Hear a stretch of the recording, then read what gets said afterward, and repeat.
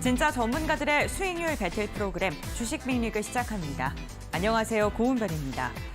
오늘로 공식적으로 올해 장마철이 끝이 났습니다. 이제 국내는 연일 폭염이 이어질 것이라는 전망이 나오고 있는데요. 뜨거운 날씨와는 다르게 우리 시장은 급속하게 지금 냉각된 모습이 연출되고 있습니다. 양지수 모두 다 지수가 파랗게 물들어 있습니다. 이 시각 국내 지수 흐름 함께 확인해 보시죠. 네, 유가증권 시장 오늘 4거래일 만에 반락했습니다. 오후장 들어서 낙폭이 더 깊어지고 있는데요. 1.7%가량 밀리면서 2,590선까지도 위협받고 있는 모습입니다. 오늘 코스닥의 변동성이 굉장히 극심합니다. 오늘 개장 직후만 하더라도 900선을 훨씬 더 넘어서는 모습, 950선까지도 돌파하는 움직임이 나오다가 2차 전지 관련 기업들에서 차익 매도 물량이 출회가 되면서 현재 구간 4% 가까운 하락세가 연출되고 있고요. 이 장중에는 5%가 넘는 하락세가 연출이 되고 있습니다. 현재 구간에는 902선 지나가고 있습니다. 최근 국내 증시 같은 경우에는 2차 전지 관련주들로 수급 쏠림 현상이 지속적으로 이어지면서 위태롭다라는 이야기가 나왔는데요. 결국 오늘 이렇게 급락세가 연출되고 있습니다. 이 시각 수급 상황도 함께 확인해 보시죠. 네, 유가증권 시장입니다. 오늘도 개인만 담아내고 있습니다. 8천억 원 가까운 물량을 지금 개인의 매수세가 유입되고 있는데요. 오늘까지 8거래일 연속 개인은 순매수 행렬 이어가고 있고요. 외국인과 기관의 양매도가 나오고 있습니다. 외국인 전거래일에도 1조 3천억 원가량의 물량 토해냈었는데 오늘도 역시나 6,600억 원가량의 대규모의 물량을 매도하고 있는 모습입니다. 다음은 코스닥 매매 동향 함께 확인해 보시죠.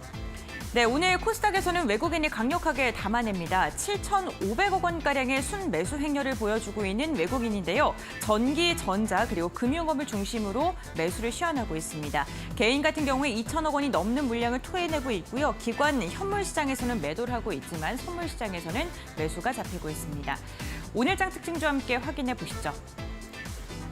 네, 2차 전지 관련 기업들의 지금 급등락이 나오고 있는 상황입니다. 금양 같은 경우에는 개장 직후만 하더라도 두 자릿대 강세 흐름이 포착이 됐었는데 현재 구간에는 2% 넘게 밀리고 있는 상황입니다. 오늘 하루만 하더라도 20%가 넘는 변동성이 현재 연출이 되고 있는데요. 2차 전지 관련 기업들 다양한 호재거리가 있었습니다. 대표적으로 LG 에너지솔루션이 인도의 이륜 전기차 1, 2위 업체에 배터리를 공급한다라는 소식이 들려오면서 관련 모멘텀으로 들썩였던 종목들인데요. 에코프로는 3%대 견조한 오름세 보여주고 있고요. 솔루스 첨단 소재 같은 경우에는 7%대 상승세가 나오고 있는데 변동성이 심한 모습 연출되고 있다는 점 참고해 보시면 좋을 것 같습니다. 다음으로는 포스코 그룹주들도 함께 확인해 보시죠. 네, 포스코 그룹주들입니다. 오늘 포스코 그룹주들이 급등을 하면서 모두 다 52주 신고가를 경신하는 데 성공을 했죠. 시가총액 어제만 하더라도 120조에 돌파했다라는 이야기가 전해졌었는데 오늘 20조가량이 더 증가했습니다. 140조를 돌파한 후에 현재 구간에는 상승폭을 다소 반납하고 있습니다. 포스코 홀딩스 같은 경우에는 1%대 오름세 그리고 포스코 DX는 4%대 상승력 보여주고 있고요. 포스코 인터내셔널이 가장 큰 오름세가 기록되고 있습니다. 19%가량. 두 자릿대 상승력을 유지해주고 있는 모습입니다. 다음으로 마지막 특징도 함께 확인해 보겠습니다. 2차 전지 관련 기업들의 주목을 받고 있는 가운데 2분기 실적 시즌이 이어지고 있죠. 부진할 실적을 발표했거나 부진할 실적에 전망되는 기업을 중심으로는 급락세가 이어지고 있습니다. NC소프트 같은 경우에는 시장 예상치를 부합하는 2분기 실적이 전망되고 있는데 3분기 전망이 좋지 않습니다. TL에 대한 불확실성이 지속적으로 제기되고 있는 모습인데요. 오늘 4%가량의 약세가 나왔고요. 칩셋미디어와 SGE, SGC, 이테크 건설 같은 경우에는 5%가량의 낙폭. 이 두 기업 같은 경우에는요. 오늘 적자 전환을 했습니다. 영업이익이 적자 전환됐다라는 소식 속에 낙폭 보였고요. HD 현대 에너지 솔루션 같은 경우 두 자릿대 약세, 유니드도 두 자릿대 낙폭을 보이고 있는데 두 기업 모두 다 실적이 좋지 않았습니다. 실적 시즌을 맞이한 만큼 꼼꼼하게 실적 체크를 조금 해주셔야 될 것 같습니다. 네, 이렇게 시장의 변동성이 극심한 가운데 과연 우리는 어떠한 전략을 세워야 될지 개인 투자분들의 고민은 더욱더 깊어질 것 같습니다. 아무래도 2차 전지 관련 기업의 변동성이 이렇게 극심한데 지금이라도 매도를 해야 될지 아니면 내 포트폴리오를 어떻게 정리해야 될지에 대한 그런 의문을 갖고 계실 텐데요. 오늘 주식 빅리그를 통해 알아가 보시길 바랍니다. 그럼 지금 시작합니다.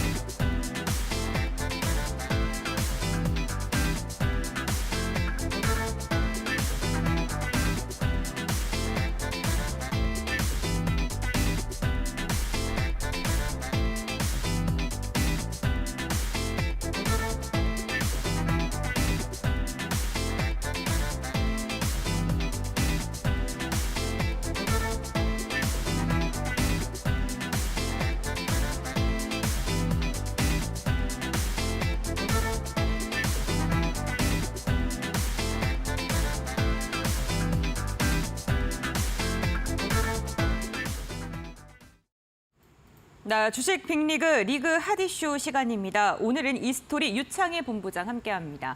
안녕하세요. 안녕하십니까. 네, 저희가 이제 방송 준비하면서 네. 시장이 이게 무슨 일이냐. 네.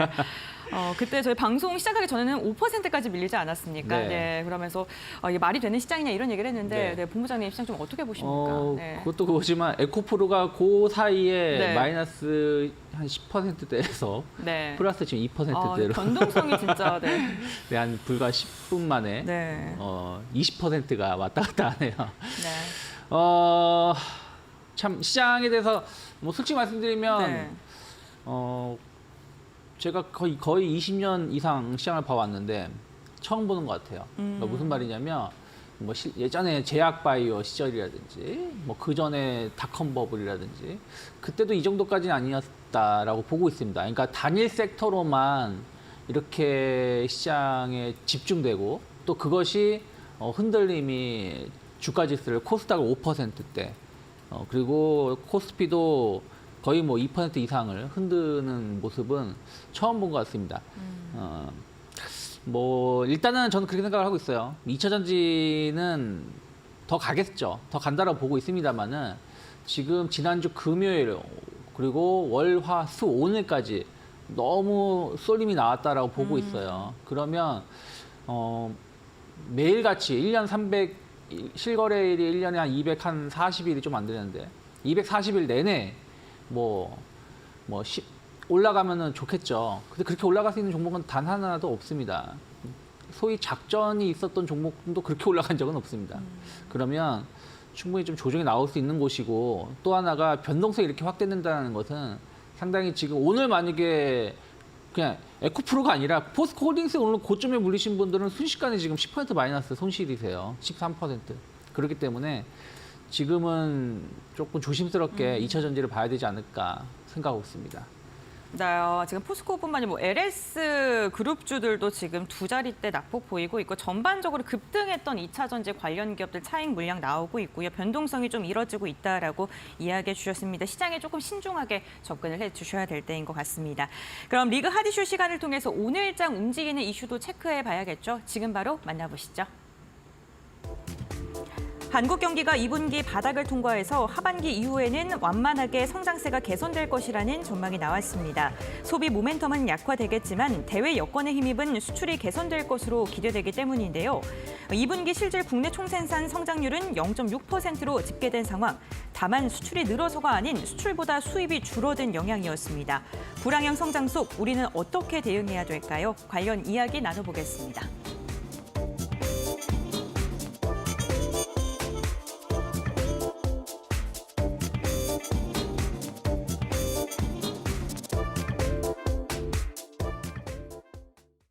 네, 순수출이 5분기 만에 플러스 전환에 성공을 했습니다. 다만 조금 더 자세하게 들여다보면요.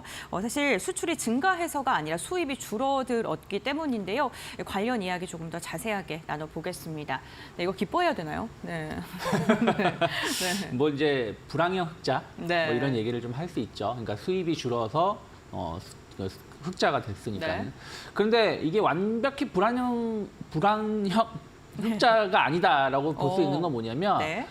수입이 줄은 것 중에 가장 큰 요소가 에너지입니다. 그러니까 우리나라는 그 원유라든지 천연가스를 다 수입해 와서 쓰지 않습니까?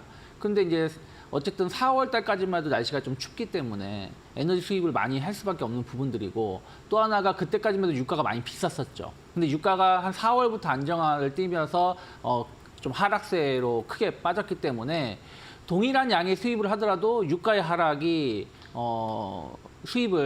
수입량을 줄여든 거라서 꼭 불황형 흑자는 아닐 수 있다라고 전 보고 있어요. 네.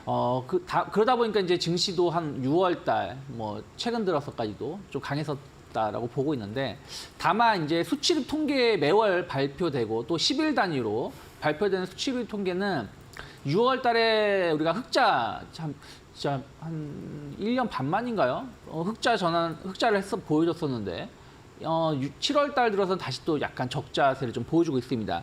그래서 6월 달에 개선을 보이던 수출이 7월 들어서 다시 두 자릿대로 감소를 보여주고 있고요. 7월 20일 기준으로 누계 수출액이 전년 대비해서 15.2% 감소를 좀 했습니다. 무역 적자는 13억 6천만 달러 정도를 보여주고 있고요. 가장 큰 요소는 이제 무역 적자를 보여주게 된 거, 수출이 감소된 가장 큰 요인은 다들 아실 겁니다. 반도체 때문이에요. 반도체 업황이 바닥이다 얘기는 하고 있지만 가격이 좀처럼 올라가지 못하고 계속해서 하락세를 조금씩 보여주고 있는 부분들이 좀 있거든요. 그리고 뭐 가격이 하락하는 것을 떠나서 수출이 그만큼 좀 안 되고 있습니다. 그러니까 동일한 양의 수출도 안 되고 있는 부분들이 좀 있다 보니까 반도체 수출 급감이 아무래도 전체 무역 수지를 좀 악화시키고 있지 않나 판단을 좀 하고 있고요. 그나마 이제 수출이 좀 증가한 국가를 보면은 인도가 한 3.6% 정도 늘어났습니다. 주요 기업들이 중국에서 인도 쪽으로 생산 기지를 좀 이전하는 부분들이 좀 있다 보니까 관련된 좀 반사 이익을 누린 것이 아닌가 판단하고 있고요. 반면에 이제 중국은 21% 정도 급감을 했습니다. 뭐 리오프닝이라고 그렇게 환호를 상반기에 했었는데 전혀 그 효과가 지금 안 나오고 있는 것이죠. 근데 중국 쪽보다도 오히려 지금 더 걱정인 것은 미국하고 유럽 쪽입니다. 미국이 7.3% 감소를 했고 유럽이 8.3% 감소를 했는데 뭐 유럽이야 뭐 경기가 안 좋으니까 그럴 수 있다라고 보고 있지만 미국은 지금 거의 뭐 골디락스 얘기 나올 정도로 뭐 고용도 좋고 경기도 좋고 하는 모습인데도 불구하고 수출이 감소를 했습니다.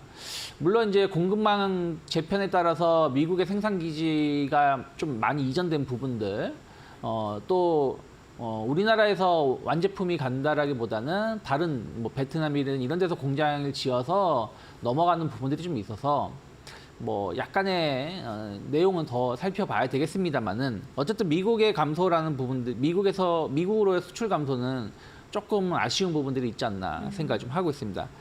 그래서 뭐 IMF 같은 경우는 뭐 불안한 내수 그리고 수출 감소가 하반기 우리나라 경제의 불확실성이 될 수 있다고 말을 하고 있고 최근에 보면은 그 개인 투자자들, 죄송합니다. 개인 소비자들의 그 카드 리볼빙 잔고가 7조 이상으로 그러니까 6월 달인가요? 조금 줄어드는 부분들을 보여줬다가 다시 좀 급증을 해서 그러니까 2분기 때 좀 2분기 초에는 좀 줄어들다가 최근에 다시 급증을 해서 7조 2천억인가요? 7조대 이상으로 늘어나는 걸 본다라면 그 현금 여력도 좋지 않다라고 말할 수 있는 부분들이거든요. 그래서 일단은 이러한 부분들은 하반기 증시 관련해 가지고 좋은 내용은 아닐 수 있기 때문에 종목별 편차는 상반기보다 조금 더 커질 수 있는 불안한 요소가 될 수도 있다. 그래서 뭐 당장 이거를 뭐 걱정하자는 뜻은 아니지만 그래도 이런 것을 알고 시장을 좀 대응하는 거랑 이런 걸 안 보고 대응하는 건 좀 다르지 않을까 판단하고 있습니다. 네, 어쨌든 하반기에 들어갈수록 업종별로 편차가 조금 더 심해질 것이다라고 이야기를 했는데 그렇다면 지금부터 어떠한 종목들, 업종을 좀 눈여겨봐야 될지 본부장님께서는 어떠한 업종들을 조금 더 그나마 선방할 것이라고 생각하시는지 이어서 들어보겠습니다. 어떤 것부터 살펴볼까요? 결국에는 이제 수출이 잘 되고 있는 기업들 네. 그리고 실적이 같이 이제 좋아질 수 있는 기업들을 좀 보면 섹터를 보시면 좋지 않을까 생각을 좀 하고 있습니다. 네. 제가 그동안 계속 말씀드렸던 섹터 중에 하나가 대표적인 게 자동차예요. 맞습니다. 현대차가 지금 실적 발표를 했는데 시장에서 3조 6천억대 영업이익을 예상을 했는데 4조 2천억을 지금 영업이익을 보여준 걸로 알고 있거든요. 지금 보면은 4조 2천억이요. 전년 대비해서 42% 늘어나는 모습이었습니다. 어마어마한 거라고 보고 예상을 해요. 우리가 예상했었던 거에 그 10% 이상을 보여준 것이니까요. 네. 지난 1분기 때가 3조 5천억대였는데 뭐 얼마나 차가 많이 팔리길래 그러면은 지금 기아도 지금 기아 현대 합쳐가지고 8조가 더 가능하다는 얘기거든요. 네. 8조까지 힘들어도 7조 후반대도 가능한 거거든요. 거의 뭐 제가 폭스바겐 실적은 아직 모르지만 도요타는 뭐 이미 2분기 연속 그냥 제꼈다라고 보시면 되겠고 지금 이러한 흐름이라면 솔직히 말씀드리면 자동차 섹터 너무 싸다 생각하고 있습니다. 조선주가 수주 모멘텀 그리고 실적이 개선될 수 있다는 어떤 기대감으로 주가가 상당히 좋았습니다. 최근 한두 달 사이에. 근데 현대기아는 오른 게 전혀 없어요. 그런 부분들 본다라면 저는 높은 영업이익률에 따른 그 기업에 대한 어떤 재평가가 충분히 이루어질 수 있다 판단을 좀 하고 있고요. 그리고 이제 현대기아가 판매가 잘 되는 게 전기차, 그러니까 주목하는 게 전기차 시장의 성장성이거든요. 네. 근데 우리가 이게 꼭 비슷하다고 말씀드릴 수 없지만 한 4, 5년, 12, 3년 전 스마트폰이 막 나오기 직전입니다. 스마트폰이 나오기 직전에 우리가 이제 그 IT 가전하면은 LG가 훨씬 더 삼성보다 높게 점수를 쳐줬었습니다. 근데 스마트폰이 삼성이 성공을 하면서 지금도 LG가 조금 더 인식이 좋지만은 그 다음에 바뀐 게 삼성전자의 제품들이 엄청나게 고급화되어 있다는 이미지를 심어줬어요. 그러면서 같이 가전 사업 부분들이 성장을 고속 성장을 했었거든요. 현대기아도 그렇게 갈 거라고 보고 있어요. 전기차가 상당히 좋고 또 다변화된 모델이 출시가 되면서 현대차의 전통 내연기관 차량들에 대해서 평가도 달라지고 있다는 것이죠. 그러다 보니까 단순하게 전기차만 성장을 한다라는 게 아니라 전기차가 가면서 내연기관차를 끌고 가는 모습을 저는 포착을 하고 있어요. 그런 부분들 본다라면 충분히 이런 실적은 하반기라 더 좋아질 수 있다. 그러니까 막 요즘 나온 뉴스들 보면 전기차 많이 팔렸나? 더 이상 뭐 전기차 수요가 좀 둔화되고 있다라고 말을 하지만 수요가 조금 둔화된다고 하더라도 내연기관 차량의 판매는 더 잘 될 수밖에 없다는 것이죠. 아직까지도 내연기관 차량의 판매가 80% 이상입니다. 그러니까 그런 부분들 본다라면 저는 완성차에 대한 어떤 기대감들 계속 가져갈 수 있고 그러면 부품사들도 충분히 매력적이다 생각하고 있습니다. 그래서 오늘 같은 경우 좀 조정이 나오고 있는데 오늘 조정이 약간 한쪽에 2차전지에 쏠림이 나오면서 조정이 좀 나오는 거면 이럴 때 버텨주는 종목분들 또 이럴 때 옥석 가리기를 잘하면 8월 장세, 9월 장세를 좋은 결과를 볼 수 있기 때문에 저는 뭐 외국인들 수급도 나쁘지 않다고 보면 현대나 기아 혹은 뭐 자동차 부품사들은 좀 관심을 가져봐야 되지 않을까 판단하고 있습니다. 네, 알겠습니다. 시장 예상치를 웃도는 지금 실적을 발표한 현대차인데요. 월요일 날에는 또 기아에 대한 투자 포인트를 언급을 해주셨는데 오늘은 현대차 역시나 긍정적으로 바라보고 계시다라고 말씀을 해주셨습니다. 네, 현대차 확인해 봤고요. 이어서 다음 종목도 알아보겠습니다. 네, 신성 ENG, 그러니까 뭐 신성 ENG를 포함해서 약간 클린룸, 뭐 드라이룸 네. 관련된 섹터를 좀 관심 있게 좀 볼 수 있지 않을까 판단하고 있어요. 왜 그러냐면 지금 2차 전지가 올라온 것은 2차 전지의 수요가 늘어나고 있다라는, 그러니까 폭풍 성장하고 있다라는 거에 대한 확신 때문에 가는 거거든요. 그러면서 같이 움직였었던 것도 장비주들입니다. 장비주들이 해외 수출에 대한 어떤 기대감들, 신규 수주에 대한 어떤 기대감들이 작용하면서 최근에 좋은 흐름을 보여줬었죠. 반도체도 마찬가지입니다. 지금 DDR5로 전환이 계속 이루어지고 있고요. 또 HBM 반도체 관련해서 투자가 계속 확대가 되고 있습니다. 이런 부분들 본다라면 업황은 안 좋지만 앞으로 시장을 이끌어갈 반도체에 대한 투자는 계속 이루어질 수밖에 없지 않을까 판단을 하고 있어요. 그러면 그와 관련된 클린룸, 드라이룸 뭐 이런 부분들에 대한 어떤 투자는 같이 갈 수밖에 없지 않을까 판단을 하고 있습니다. 그래서 저는 신생 ENG 같은 기업들은 계속해서 좀 주목을 해볼 필요 있지 않을까 좀 판단을 좀 하고 있는데요. 일단 신성 ENG는 삼성전자향 매출 비중이 많아요. 60% 이상을 차지하고 있습니다. 그런 것들이 저는 상당히 좀 긍정적이다 생각을 좀 하고 있고요. 그리고 또 이 회사는 반도체 쪽만 하는 게 아니라 2차 전지 쪽도 최근에 보면은 이쪽 수요가 나오고 있습니다. 그래서 새로운 수익성 모델로 가져갈 수 있다 생각하고 있고요. 그리고 이제 안정적인 외국인 수급도 전 주가에는 긍정적인 역할을 해줄 수 있다 생각을 좀 하고 있어요. 그런 부분, 죄송합니다. 네. 태양광이라든지 이런 사업 부분에 대해서도 꾸준하게 성장세가 나오고 있습니다. 특히 태양광, 풍력은 신재생 에너지 투자가 계속 확대되고 있다는 부분들 본다면 지난 7월 초에 그때 거의 상한가를 언저리까지 갔었던 걸로 기억하는데 그리고 나서의 이렇다 할 모멘텀이 없지만 약간의 현재 이미 좀 주가가 조정이 나왔다면 충분히 공략을 해볼 수 있는 위치가 아닐까 생각하고 있습니다. 네, 알겠습니다. 신성 ENG에 대해서도 이야기를 들어봤습니다. 뭐 반도체, 2차 전지 물론이고요. 태양광 관련 모멘텀까지 언급을 해주셨고요. 그렇다면 또 실적이 기대되는 섹터 어떤 게 있을까요? 한 섹터만 더 들어볼까요? 네. 그리고 뭐 이제 오늘 뭐 종목을 강하게 말하기보다는 네. 섹터를 좀 말씀드린다면 조선주는 계속 봐야 되겠죠. 그래서 LNG선 위주의 고부가치 선박 수주가 계속 늘어나고 있고요. 네. 그리고 그 좀 이제 LNG선에서 메탄올선으로 바뀌고 있는 부분들도 우리나라 기업들이 주도를 하고 있다고 보시면 될 것 같아요. 특히 상반기 LNG선보다 메탄올선이 더 많은 그 수주가 나왔습니다. 그래서 그런 거 관련해서 뭐 현대중공업이라든지 뭐 삼성중공업이라든지 이런 기업들이 시장을 계속 선도해 나갈 수 있다 생각하고 있고요.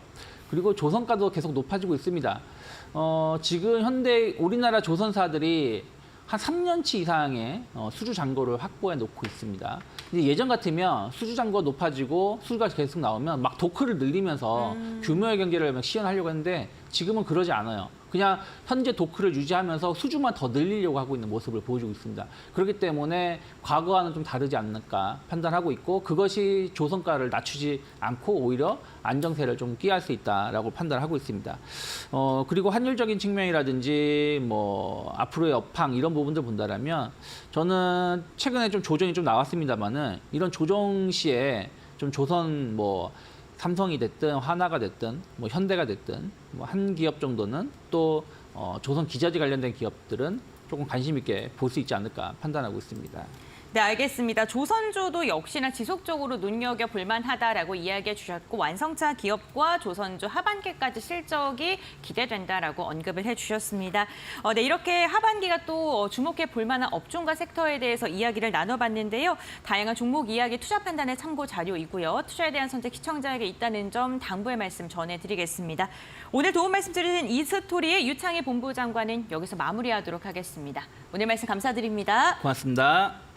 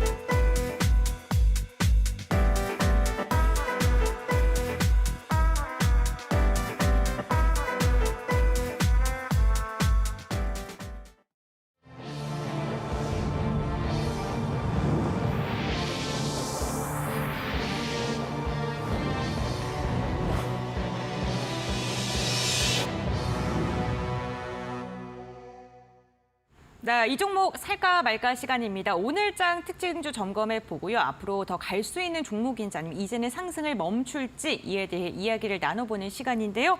오늘 이 시간은 정렬투자 리서치 이정열 전문가와 함께합니다. 안녕하세요. 네, 반갑습니다. 네, 반갑습니다. 저희가 이 방송 시간 중에도 리그 레벨업 시간을 진행하고 있죠. 이 리그 레벨업 시간을 통해서 수익률을 달성한 그 수익률 퍼센테이지만큼 칭호를 정해드리고 있는데요.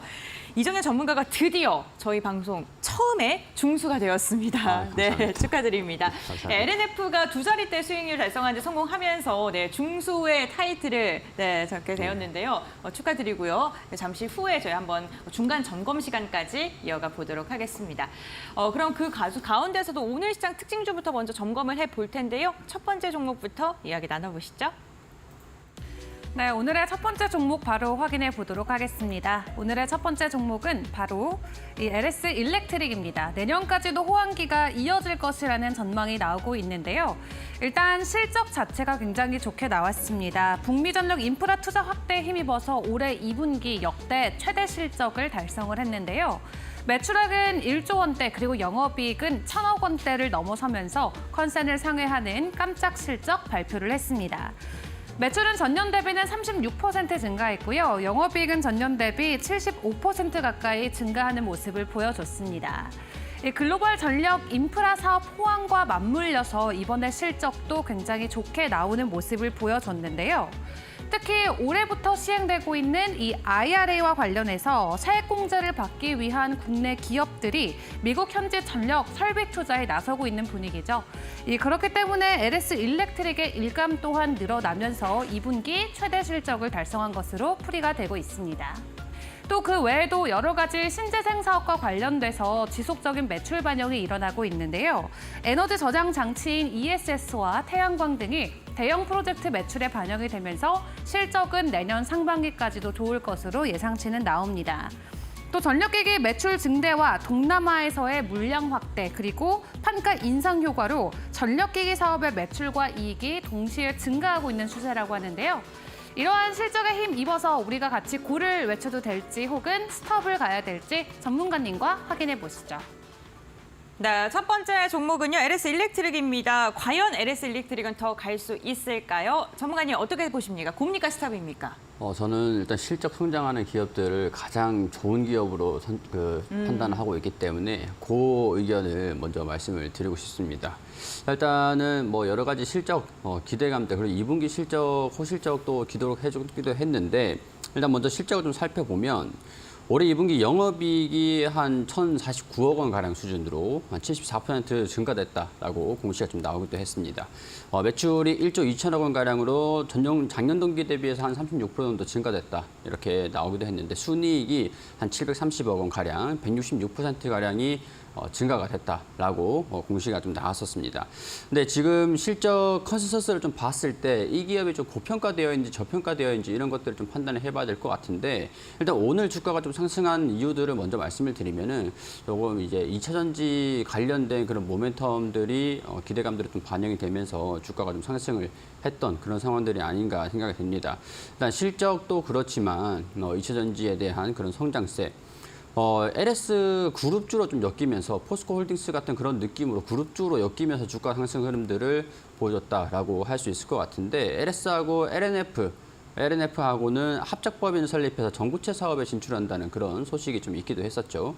총 투자 금액이 한 1조 원 가량이 된다라고 합니다. 지분이 한 LS가 51% 정도를 가져가는 것들을 좀 방안을 놓고 시종적으로 좀 조율을 하고 있는 상태라고 하는데 이 전구체가 니켈, 코발트, 망간, 알루미늄 이런 원자재를 만드는 뭐 중간재하고 생산한 전구체를 LNF의 양극재 공장에 납품하는 그런 구조입니다. 이 LS 일렉트릭하고 좀 비교를 해보면 같은 그룹사 내에서 LS 뭐 니코동 재련이 있을 것 같은데 지금은 M&M인데 이 같은 계열사 속에서도 국가 차이로 이제 전력 인프라 그리고 전력기기 제조, 전기동 사업 이런 쪽으로 같은 사업을 영위를 하고 있는 비슷한 사업 구조를 가지고 있는 그런 상태이긴 합니다.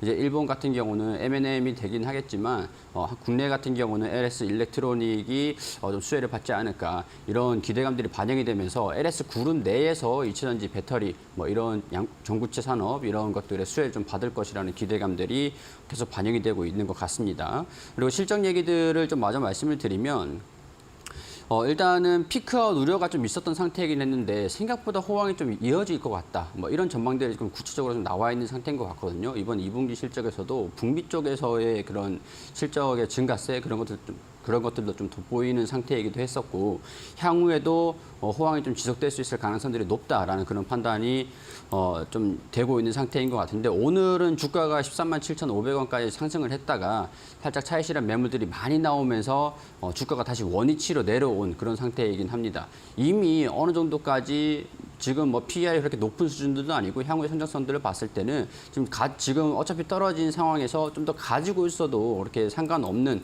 향후의 성장성들을 좀 믿어 볼 수 있을 만한 그런 기업이다라는 판단이 좀 들기 때문에 지금 상태에서는 홀딩을 유지를 하자라는 그런 의견들을 말씀드리고 싶고 그렇기 때문에 저는 그 의견 말씀드리고 싶습니다. 네, 알겠습니다. LS 일렉트릭 같은 경우에는 실적의 성장이 기대되기 때문에 그 의견 주셨습니다. 지금은 좀 변동성이 극심한 상황입니다. 그럼 두 번째 종목은 어떤 종목일까요? 이어서 체크해 보겠습니다. 네, 오늘의 두 번째 종목입니다. 오늘의 두 번째 종목은 SK 이노베이션입니다. 실적에 대한 기대감으로 오늘 장중에 두 자릿수 이상의 상승불을 켜줬고요. 또 52주 신고가를 갈아치우는 모습을 보여주기도 했습니다. 일단 2분기만 놓고 봤을 때는 유가와 정제 마진 하락으로 적자가 예상되고 있습니다. 예상치는 큰 폭으로 하회할 것으로 전망이 되고 있는데요. 다만 2차 전지 관련주들의 강세가 이어지는 분위기가 나오고 있고 또 하반기의 실적이 개선될 것이다라는 예상치가 나오면서 오늘 장중에는 기대감에 매수세가 몰리는 모습이 나왔습니다.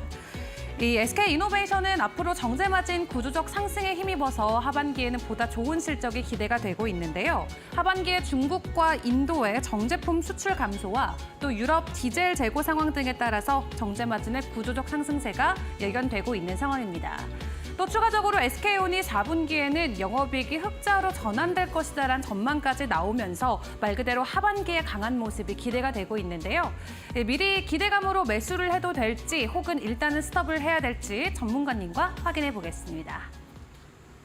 네, 두 번째 기업 함께 확인해 보겠습니다. SK 이노베이션인데요. 과연 고일까요? 스탑일까요? 들어보겠습니다. 네, 이 종목도 저는 그 의견 말씀드리고 네, 싶습니다. 두 번째 고 말씀해 주셨는데 이유 들어볼까요? 일단은 향후에 뭐 SKI 테크놀로지라든가 SK온향 그런 배터리 산업이죠. 그런 이제 하반기 실적 성장 지금이 실적이 가장 좀 안 좋은 시점이 아닐까라는 그런 이제 바닥론이라고 볼 수 있을 것 같습니다. 향후에 하반기로 진입을 할수록 실적이 점점 회복을 할 것이다. 뭐 이런 기대감들이 동반되면서 오늘 주가가 올라간 건 맞습니다. 근데 오늘 제가 고라고 말씀을 드린 거는 살짝 다른 부분들 유상증자 관련돼서 좀 말씀을 드릴 수밖에 없을 것 같은데요. 일단은 우리가 유상증자를 좀 받기 위해서 권리락을 발생하게 되면 이제 권리락 효과를 신주인수 배정증권 그거를 받은 다음에 유상증자를 참여를 할 수 있는 권리가 생기는 거지 않습니까? 그렇기 때문에 권리락이 생기기 전까지는 신주를 배정을 받기 위해 좀 더 저렴하게 매수를 하기 위한 그런 수급들 그런 것들이 좀 들어와 주면서 권리락 발생 이전까지는 조금 더 상승할 여지들이 좀 남지 않을까. 유상증자를 받기 위해서 매도를 하려고 하는 그런 수급보다는 유상증자를 권리락을 받기 위해서 조금 더 이제 홀딩하는 그런 물량들이 좀 더 많지 않을까 그런 생각들이 좀 들기 때문에 단기적으로 그 의견을 말씀드렸던 것들인데 일단 유상증자를 하는 목적이 가장 중요할 것 같은데 그 목적을 말씀을 드리면 일단은 한 1조 1,700억 원 가량들 완전히 확정이 된 건 아니지만 예상을 하고 있는 금액은 그 정도 수준입니다.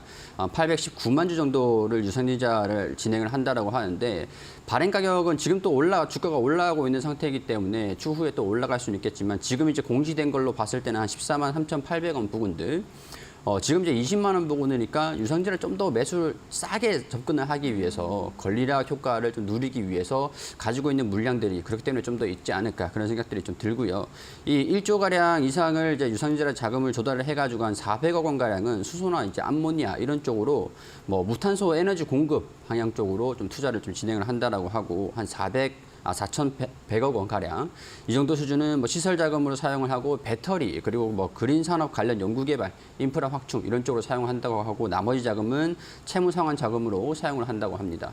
그러니까 이 사업군 중에서 배터리 사업을 진행을 하기 위한 뭔가 유상증자를 좀 진행을 하는 것들이 기대감들이 반영이 되면서 오늘 주가 상승 흐름들 같이 뭐 계열사들의 주가 상승, 뭐 하반기의 실적 개선 그런 것들도 맞물리면서 상승 흐름들을 좀 보여주고 있는데.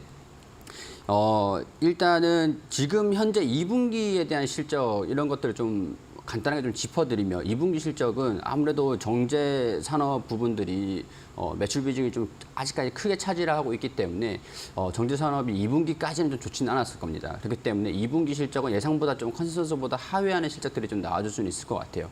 그렇기 때문에 유상증자 권리락 이후에 권리락을 참여를 할지 말지를 결정을 하고 뭐 그런 것들은 향후에 전략으로 세우면 되는 것들이니까 지금 당장은 권리락 이전까지는 뭐 가지고 있어 보시고 권리락 이후에는 주가 하락세 이제 차익 실현 매물들이 나오는 것들을 좀 대비를 하는 그런 자세가 필요하지 않을까 그런 생각들이 들기 때문에 그 의견 말씀드리고 싶습니다. 네, 알겠습니다. SK 이노베이션에 대해서는 그 의견 주셨고요. 권리락 발생일은 3일입니다. 이 부분 참고해 보시면 좋을 것 같고요. 하이투자증권에서 오늘도 리포트를 내놓았습니다. 25만 원 목표 주가 이야기했으니까요. 이 부분 참고해 보시면 좋을 것 같습니다. 그럼 마지막 종목도 살펴보시죠. 네, 오늘의 마지막 종목입니다. 오늘의 마지막 종목은 대봉 LS인데요. 비만 치료제와 관련해서 오늘 추가적인 소식이 들려졌습니다. 어제 시간의 거래소부터 상한가를 가졌는데 장중에도 강한 상승 보여주면서 52주 신고가를 다시 한번 달성을 했고요. 일단 4년간 진행해왔던 국책 과제를 완료했다는 소식이었습니다. 리라글루티드 비만 치료제 시제품 개발을 완료했고 양산을 위한 준비 중이다라는 소식이 전해졌는데요. 이 비만 인구는 앞으로도 지속적으로 증가할 예상이라고 하죠. 오는 2035년까지 24%가 증가할 것이다라는 전망치도 나오고 있습니다. 또 세계보건기구가 비만 치료제 필수 의약품 목록 추가 방안을 검토한다라는 예고를 내놓으면서 지금 글로벌 제약사들의 미래 먹거리인 비만 치료제 선점이 지속적으로 주목을 받고 있는 가운데 이미 대봉 LS 같은 경우는 양산 준비까지 완료한 단계이기 때문에 추가적으로 기대감이 많이 몰리고 있는 모습입니다. 해당 종목 오늘 고를 가도 될지 혹은 스톱을 외쳐야 될지 전문가님과 확인해 보겠습니다. 네, 마지막 종목 함께 확인해 보겠습니다. 대봉 LS인데요. 과연 대봉 LS 같은 경우에는 시간에서 상한가를 기록하고 오늘도 정말 좋은 흐름 보여주고 있는데 앞으로 더 그 흐름을 이어갈지 한번 이야기 나눠보겠습니다. 곰니까 스탑입니까? 고입니다. 네, 세 종목 다 고를 외쳐주셨는데 그렇다면 대봉 LS 투자 포인트도 들어볼까요? 네, 일단 대봉 LS 같은 경우에는 오늘 일단 주가 상승이 굉장히 좀 강했고 이미 상한가로 돌입을 했으니까 뭐 가지고 있는 게 가장 최선의 방법이다라고 가장 뭐 그런 부분들을 말씀드리고 싶고 그리고 이 리라글루티드라는 이 약품을 뭐 양산 단계의 시제품을 생산을 완료를 했다라고 하더라도 식약처 허가까지 나온 것들은 아닌 걸로 알고 있거든요. 그렇기 때문에 향후에 식약처 허가가 좀 나온다라고 하면은 더 이 기업에 대한 가치가 재평가가 될 수 있지 않을까. 이런 생각들이 좀 들기 때문에 지금 현재 상태에는 뭐 가지고 있어 보자 이렇게 말씀을 좀 드리고 싶습니다. 일단 이 비만 치료제 관련돼서 리라글루티드 이 말씀을 좀 드리고 싶은데 이 혈당 수지를 조절을 해서 식욕을 좀 억제를 하고 호르몬을 모방하는 원리로 작용하는 것이 주요 기전이라고 합니다. 이 원래 이제 당뇨병 치료제였다라고 하는 것들이 체중 감량에 효과가 나타나면서 사용이 관심이 좀 급증이 된다라고 이제 할 수가 있겠죠. 현재 세계 비만약 시장을 주름잡고 있는 제품 중 하나가 노보노디스크의 삭센다. 이 같은 제품의 이제 성분으로도 좀 유명하긴 합니다. 근데 이 삭센다의 국내 식약처 기준으로 등재 특허권 존속 기간이 2025년까지라고 해요. 그렇기 때문에 대봉 LS 같은 경우가 삭센다 특허 만료 이후에 리라글루티드 이 성분의 비만 치료제 상품화 그리고 대중화 이런 것들에 좀 속도전을 좀 낼 수 있지 않을까. 그럼 그 기간 안에 식약처 허가를 좀 받아야 되는 것들인데 식약처 허가를 받기 위한 좀 절차를 좀 진행을 하지 않을까 그런 생각들이 좀 듭니다. 국내의 경우에서는 이제 비만 치료제 시장 규모가 한 1,400억대밖에 되지 않는 것으로 추산이 되고 있긴 한데 사용화가 좀 된다라고 하면 좀 더 이제 성장하는 그런 모습들을 보여줄 수가 있겠죠. 식약처까지 허가를 받는다라고 하면은 이 기업의 가치가 재평가를 받을 수 있지 않을까라는 기대감을 한번 가져보자는 말씀을 좀 드려보고 싶으면서 오늘은 일단 그 의견 말씀을 드리고 싶습니다. 네, 알겠습니다. 세 가지 종목에 대해서 모두 그 의견을 제시해 주셨는데요. 투자 포인트 다시 한번 정리해 드리고요. 저희는 리그 레벨업 시간으로 돌아오겠습니다.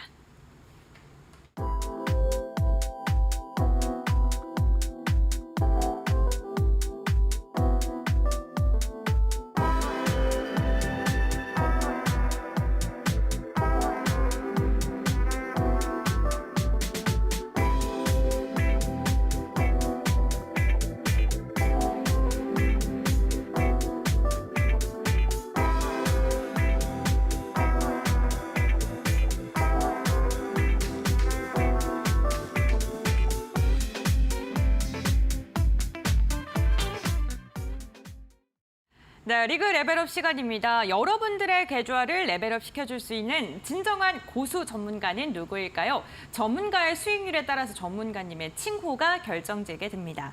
오늘은요, 중수 이정열 전문가와 함께하고 있는 이 시간이고요. 아무래도 이렇게 중수의 칭호를 준 LNF 종목에 대해서 앞으로의 방향성을 어떻게 잡고 가야 될지 우선 13%의 수익률을 저희에게 안겨준 종목입니다. 더 갈 수 있을까요? 어떻게 대응해야 될까요? 일단은 아까 LS 일렉트로닉, LS 그룹하고도 좀 관련이 네. 있는 그런 상태이기도 하고 잠깐 오늘 시장에서 주목을 받으면서 시세 분출이 좀 나오긴 했는데 차익 실현, 시장의 수급 변동으로 인한 그런 급시반 변동성이 좀 있었습니다.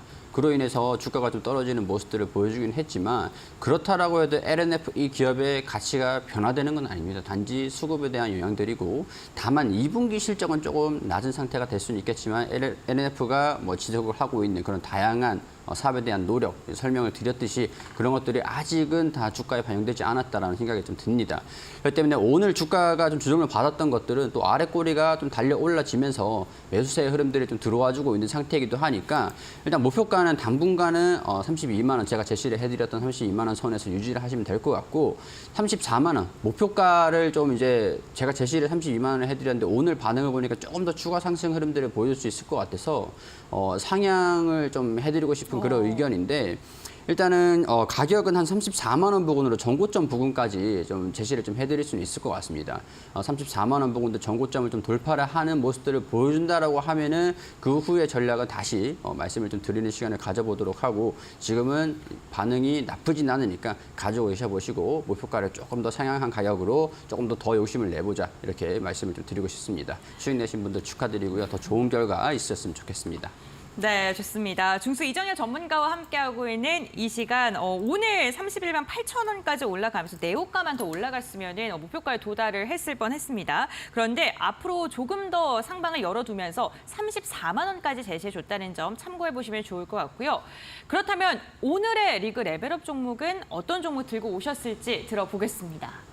네, 오늘 기업은 이차전지 관련돼서 시장이 지금 과열 양상들을 보이고는 있지만 그래도 네. 죽지는 않고 있는 상태잖아요. 그렇기 때문에 관련돼서 이차전지 배터리, 폐배터리 시장에서 코스모 화학이라는 기업을 가지고 왔습니다.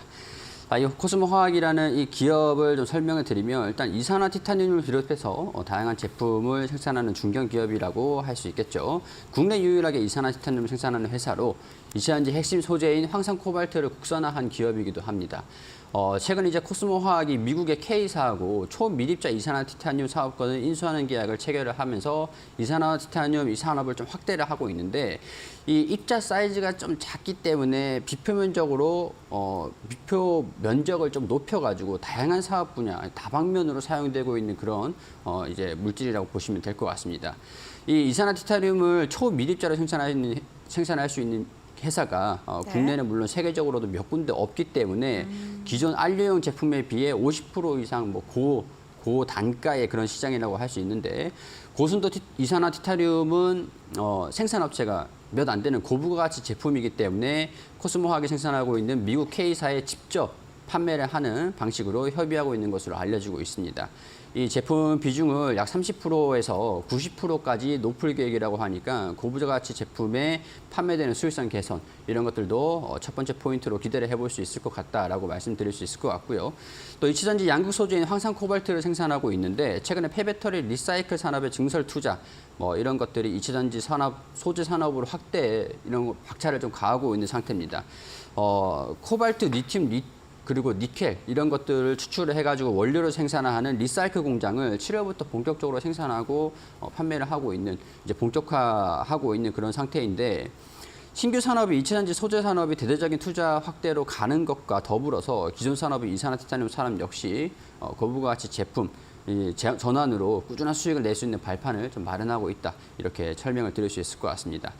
배터리 양극재 소재 중에 하나인 황산 코발트인데 주 고객사가 전구체 제조업체한테는 주 고객사인 전구체 이제 업체 같은 경우에는 액상형으로 공급을 하고 수출을 위해서 고상형도 생산해서 납품하는 방식인 걸로 알려졌는데 주요 고객사가 에코프로 머티리얼즈 그리고 포스코 케미칼 이렇게 알려져 있습니다. 이런 기업들 같은 경우도 그렇고 뭐 인플레이션 감축법으로 인한 수혜와 함께 고객사들의 성장 수요도 향후에도 좀 증가될 수 있을 것으로 전망이 좀 된다. 이렇게 판단이 좀 됩니다. 그리고 이제 코스모 신소재를 빠뜨릴 수는 없겠죠. 코스모 신소재 같은 경우에도 이제 이시전지, 뭐 수직 계열화 이런 남다른 모멘텀이라고 할 수 있을 것 같은데요.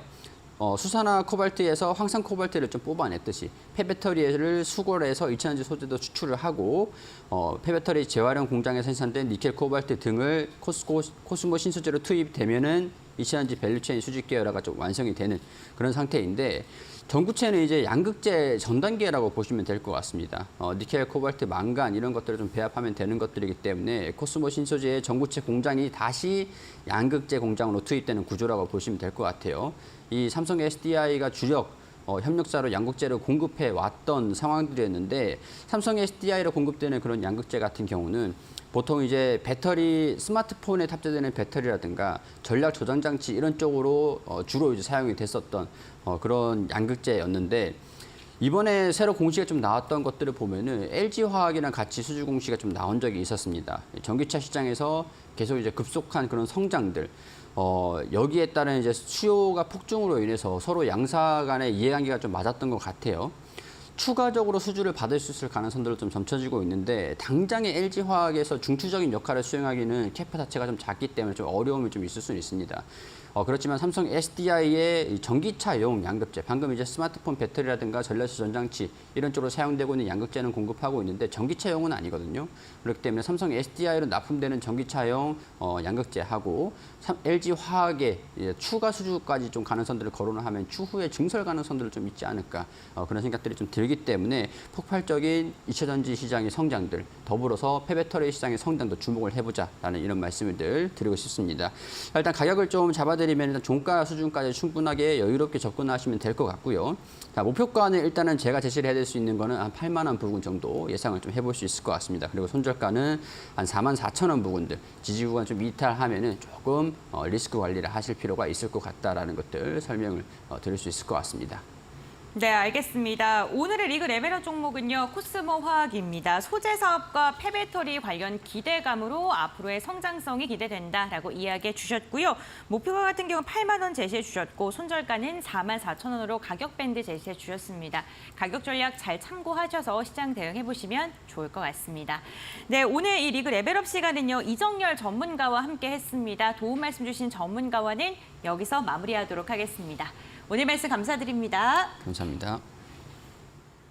네, 주식빅리그 저희가 준비한 소식은 여기까지입니다. 마감장까지 이데일리 TV와 함께 하시면서 현명한 전략 세워보시길 바랍니다. 시장의 변동성이 극심합니다. 시장 대응 잘 하셔야 될 것 같고요. 섣부른 추격 매수는 조금 더 지양을 해주셔야 될 것 같습니다. 오늘도 끝까지 함께 해주셔서 진심으로 감사드립니다.